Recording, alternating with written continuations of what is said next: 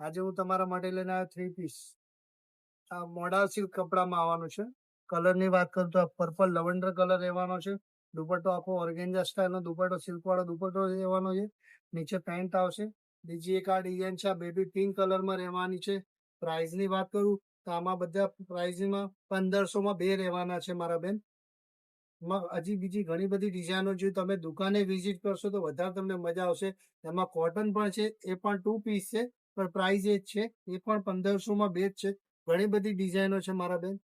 આ મહેંદી કલર છે, pure cotton ધાબુ cotton ઉપર આવવાનું છે. આખું પેચીસ વર્ક છે.